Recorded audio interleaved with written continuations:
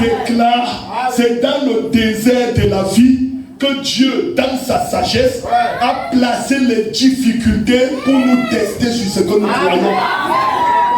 Mon frère, tu n'iras pas au ciel sur un lit en éponge, fleuri et tout cela.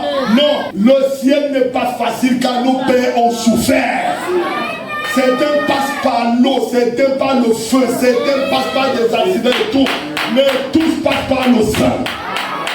Il y a quelque chose, et ce qui nous unit devrait être plus fort. Le sang de Christ. Et ce sang n'est pas l'hémoglobine qui coule là. Ce sang en ce jour, c'est le message de l'heure. Voilà le sang pour cette génération.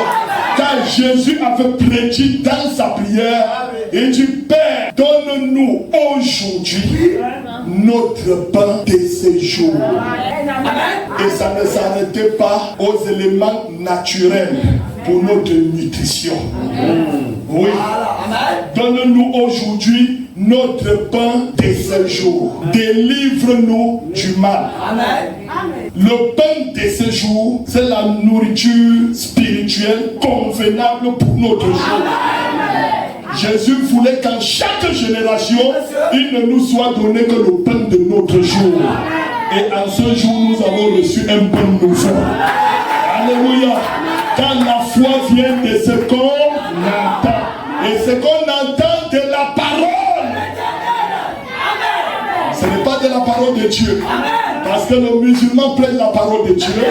Partout on parle de Dieu et tout. Mais la foi qui a été transmise au sein une fois pour toutes et qui se retrouve aujourd'hui avec les derniers membres du corps.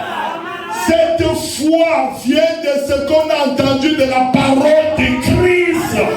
Christ, le Messie de notre jour. Alléluia. La parole ouette. Alléluia. C'est là la véritable foi. C'est ça.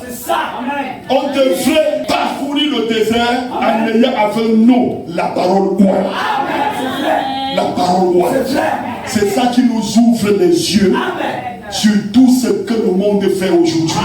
Le monde religieux fait aujourd'hui comme supercherie, comme tromperie, mais l'œil de l'aigle en ces derniers temps a tout vu. La dénomination en lançant son caillou, l'oiseau a vu.